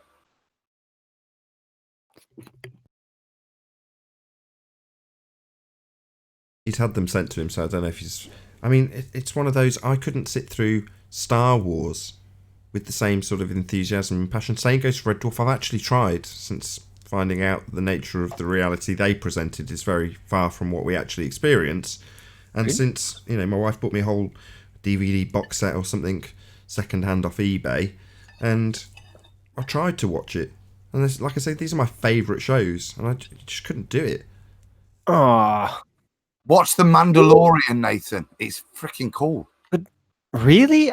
I didn't have any trouble with it, really. I just thought, like, yeah, it's just ships in space. It's just like kind of an ocean battle, except it's more, it's more lateral. And that's just how I see. I just don't get caught up in how it's impossible anymore. I just don't. I like that way of thinking. It's less lateral boating. Oh, and I like it. I don't give a shit. It's just fantasy. Yeah. Yeah, I had to put myself in fantasy Rebellion mode. fighting the Empire. That's what it's really about. Not the freaking space. I had to put myself in fantasy mode to enjoy like the Avengers and all of that. I can't do it anymore. Because I'm a comic book geek, man, and I still love that shit. I just know it's not real. I mean, I knew it wasn't real Wait a second. before. Now I know how real it's not. That's funny. Wait a second. Isn't there some deeper rooted issues here? If you didn't treat it as fantasy, even when you were a heliocentrist, and now it depresses you that you realize it's all not true, doesn't change that it was a fiction to begin with. There's some deeper. I think we should devote some time to this. Yeah, I'm quite happy to devote some You're time to this. correct. With Star Wars, you're absolutely correct. With Star Trek, it's a little bit more difficult, though, because they really try to be the future. So that's not the same I've covered category. this before. Really. It's called the suspension of disbelief, and it's the way they've programmed us. So that particular show is a situation comedy. Well, the situation isn't necessarily punted as part of that suspension. So when you're suspending disbelief, you're suspending that they are in that situation, not that the situation itself is real. So in the same way, when you're watching The Young Ones, you appreciate that there isn't really a student house. They're not really students. That is part of the suspension of disbelief, but the actual setting being physically capable of existence, you don't question. You wouldn't, when watching The Young Ones, say, well, is our student houses actually a thing at all? You'd never question at that level the suspension of your disbelief. Well, in Red Dwarf, the entire location isn't real.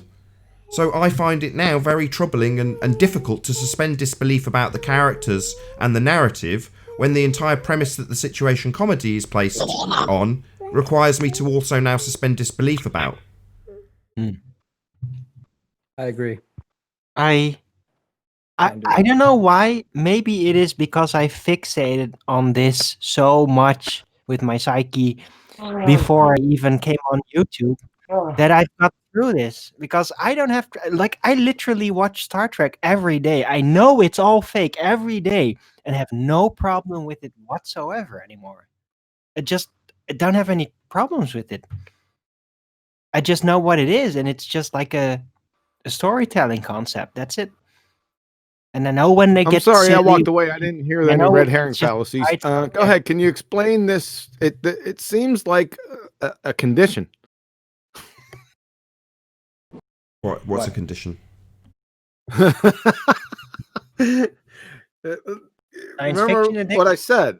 There seems to be a problem if when you were a heliocentrist and you didn't realize that everything, all the books, all the movies, all that was just mere fiction, right?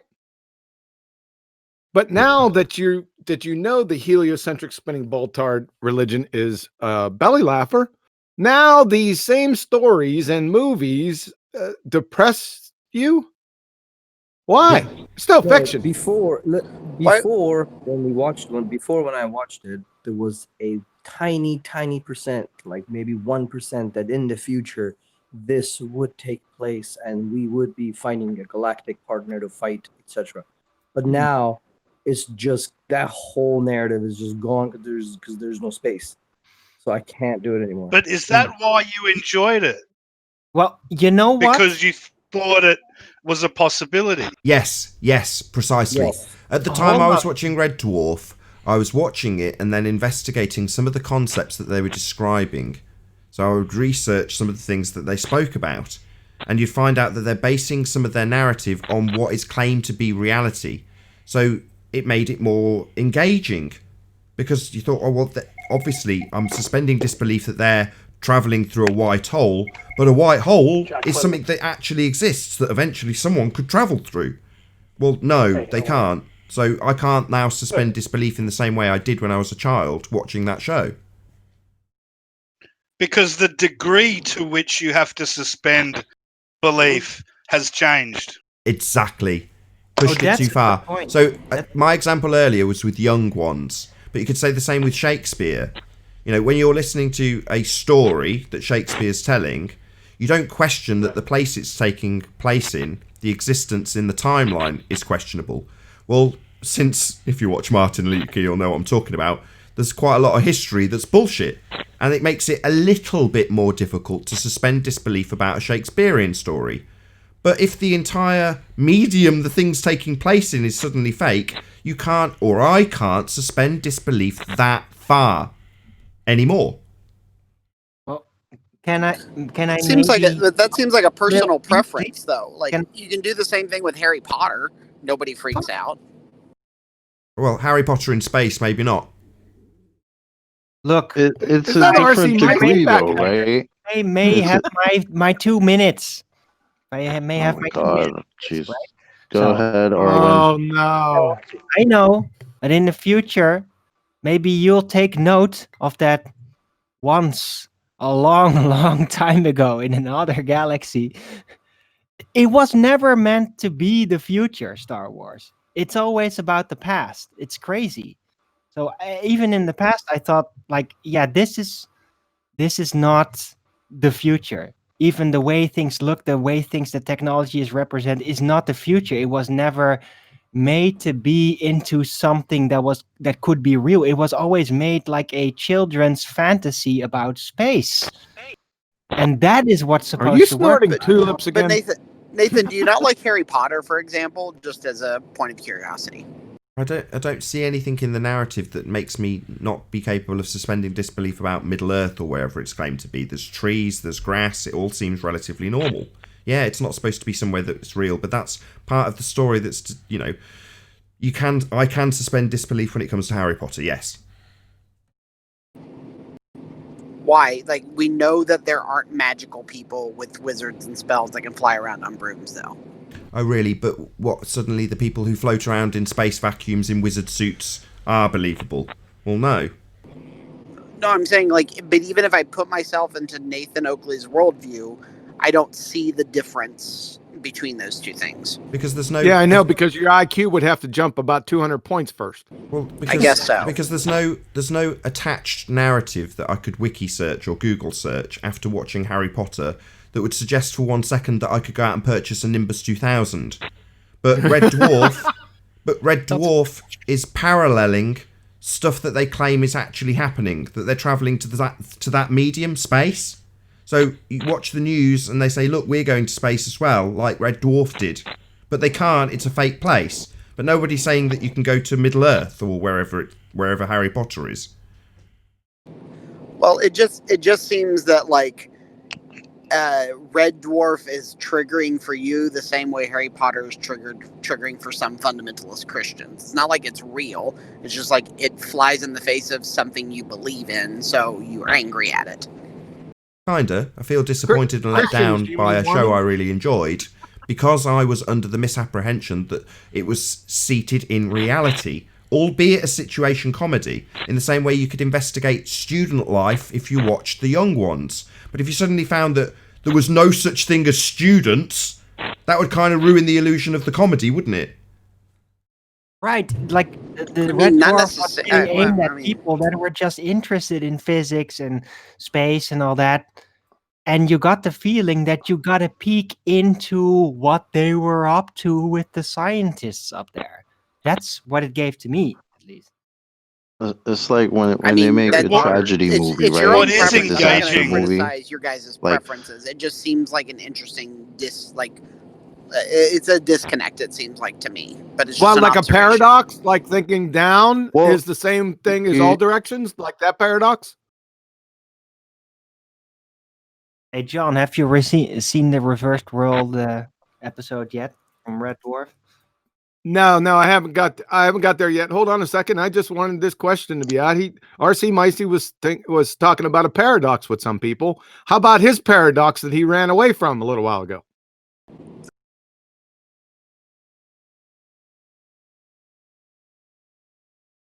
Is it time to bugger off again? What did you have a question for me? Yeah. Yeah, the paradox in regards to you saying that there's a 9.8 meters per second applicable to gas, when some of that gas is actually traveling in the opposite directions. It's traveling in all directions at all times. It's expanding into the volume in all directions. But you're asserting there's a 9.8 meters per second applicable force, and that is a contradiction. So he's asking you to address the contradiction that is asserting gas goes down and the fact that gas expands in all directions. Well, see, that's not a fact. That's a citation from a misquoted piece of literature. Because what we can observe in the fact, hold up. What we can observe in fact. No. is that it You is not- gotta hold back. up, hold up. No. Because we see No. that it's You said it was ununiform. misquoted piece of literature. What do you mean by that? You quoting from NASA about closed systems does Clo- not no. make it such in the atmosphere. What? What I'm saying is that we observe an ununiform dispersion of these molecules as evidenced by the pressure. What does that have to There do? are more molecules. Hold on a There are second. more Wait, molecules Kiwi. at the Hold surface. on a Hold on, second. wait, Hold on. both of you. Hold on a second. Stop your monologue of nonsense. You still I haven't need to ask answered a the question, Kiwi. I'm sorry How to can interrupt something you. be going down? Ah, God, guys. How can Hello. something be going Hello. down in Hello. all directions at the same time? Yeah, we But heard the it's not question. I going just in need all to get. directions. Hello, guys. So you said you used a word. I just want clarity on what RC Meisty, what Meisty's word meant. You said disperse. What does disperse mean?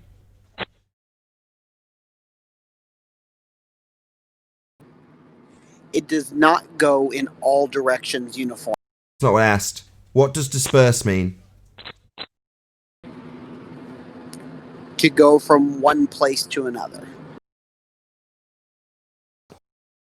And Let would me that, interject sorry, on and this. is it The possible to love disperse? defenders Ugh, claim that who's they can talking? predict everything, Who's they can talking? do all these Hello? predictions. Hello? Middle of a conversation here. Hello? So, would it be conducive to say that if you are a dispersing gas, that you only go down to disperse? No. So, when you assert that this 9.8 meters per second down is applicable to something that is dispersing, that would be a contradiction in terms then.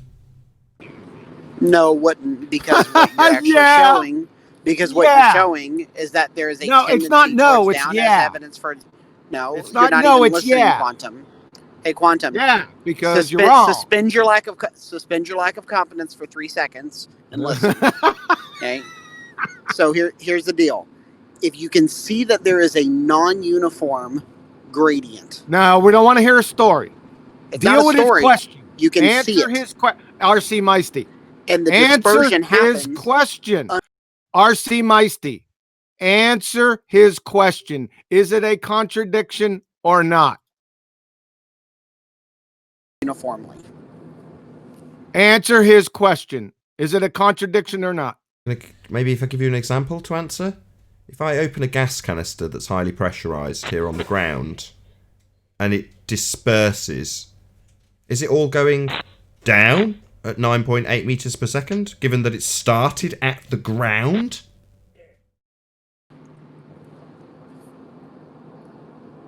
Is it all going down at 9.8 meters per second? No, because the pressure is pushing outwards at a different force than 9.8 meters per second. Expanding, dispersing in all directions. So not down. So when But you not talk, you're talking through me, mate. You're talking through me. You're talking through me. I'm concluding the demolition of your contradiction. Please don't rumpus me. I'm showing you that. Please don't rumpus me. What uniform? Please don't rumpus me, RC Micey. I'm trying to summarise.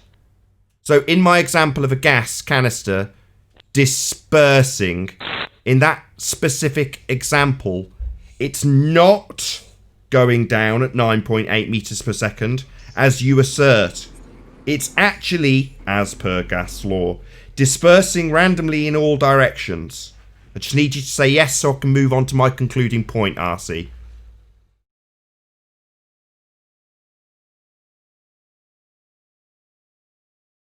You've already conceded this, RC. I just need you to say yes so I can actually make my concluding point. Make your concluding point if you'd like, but you're wrong. So gas that you've let go at ground level isn't dispersing in all directions. It's actually going down. It's not dispersing uniformly in all directions, and we can measure it. Sorry, I didn't use the word uniformly. I said it's dispersing in all directions. Well, this is and the. that's the I'm whole talking, premise and of why you're there's wrong. long silences. Then you interrupting my demolition. It's very unfair, Marcy. Please don't use the fundy globe head mute button on me when I'm trying to summarise my point. So yeah, we've already had you concede that it is expanding in all directions. Therefore, the down bit that you applied, which is a contradiction in terms, does not apply. You've already conceded that. Just need to say, yeah, it's expanding in all directions. No. Not add in this uniformity. I'm going to get to the uniformity in a minute. You're just rumpusing me, you asshole. You're just talking through me. You're rumpusing me, mate. You're using the fundy globe head mute button rather than letting me make my point. Get to the end, and I guarantee there'll be a stony silence. Yeah, you can interrupt me making the point, but when I actually make it, there's a stony silence. I'll try once more. Please don't use the globehead fundy mute button on me again, RC Meisty, while I try and summarise your contradiction in terms. By way of example, you have already conceded to, and before I even start, is using the fundy globehead mute button on me. So a gas canister under... He's already using the fundy mute button on me. What a wanker. So you've got a gas canister, which you've already conceded, is going to expand. I'll even use your word, without uniformity, in all directions. So nothing in regards to the downward force is going to be applicable at 9.8 meters per second because it's going to expand away from the surface where you released it. Now, I'm not even going to ask for a concession. I'm just concisely summarising that which you have already conceded so I can finally make my point. Given that gas would disperse indefinitely, you would require a container to have it disperse in the first instance. And the concentration of the gas canister will be the highest at the point it's being released from, and lower, i.e. gradiated, towards a greater altitude. Because the concentration is going to be very high if you put a measurement tool over where it's being released from, and very low if you're very distant from where that gas is being released from. Ergo, it would be gradiated. However, in the first instance, you need it to be contained, otherwise that process would continue and it would disperse into the available volume. Your volume in your religion is space. A volume for the gas to distribute into in all directions, regardless of your incorrect assertion that there's a downward force when it's moving in all directions to fill the volume. So, where you're incorrect is that while we can measure this downward force, when we see the dispersion actually settle out, where there is no more dispersion that's taking place from this canister, you'll see that, oh, there's still a gradient. That gradient can be not only measured, but it can be shown to be according to a volume. If you want to measure from 125,000 feet, sorry, stop, basically stop, going from stop. According to the 14 volume, if we measure from 120,000 feet, what, an arbitrary position that you'll decide that that's the volume? No, the volume is the amount of space that it can fill. So, no, we're not going to take some arbitrary designated position of 120,000 feet. Okay, great. What? Great, Excuse then. me, I'm still talking. Great, no I'm problem. still talking.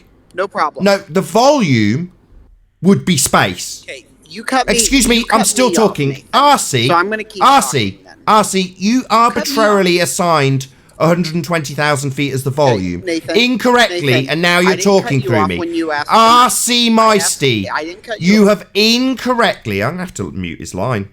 He doesn't want the demolition to come through. He wants to shut me down. So I'm going to shut you down and tell the audience I've done it, asshole.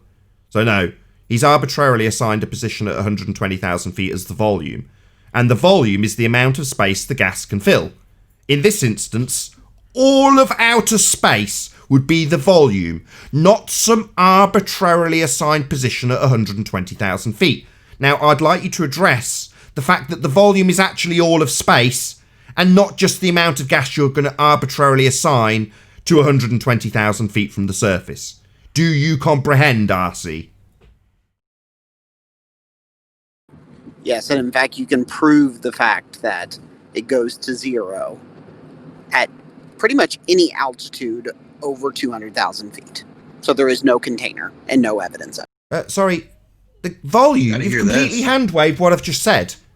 You've said, we'll assign the volume to 120,000 feet, and I've said no. Some arbitrary assignment of the volume isn't going to cut it when gas will fill the available volume. And the available volume, in this example, is all of outer space. Great, Nathan. Not great. The demolition of your fundy religion of a sky vacuum. Not great. What? Great, so I'll hand wave it and talk about pressure gradients again.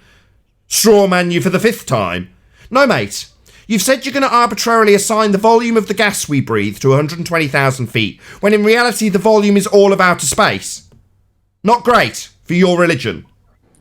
I told you, Nathan. To them, it's You it's just showed all that good. you have. It's all good, right? Right, RC?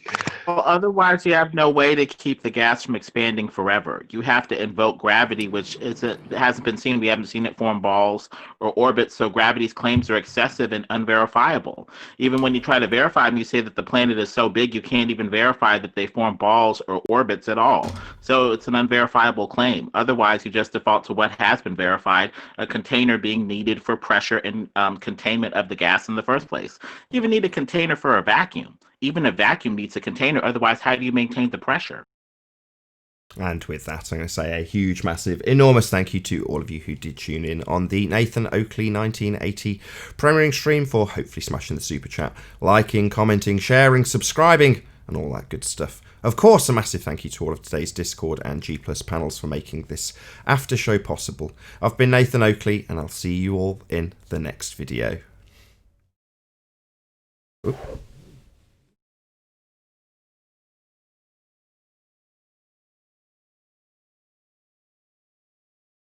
Oh, what a day! What a lovely day!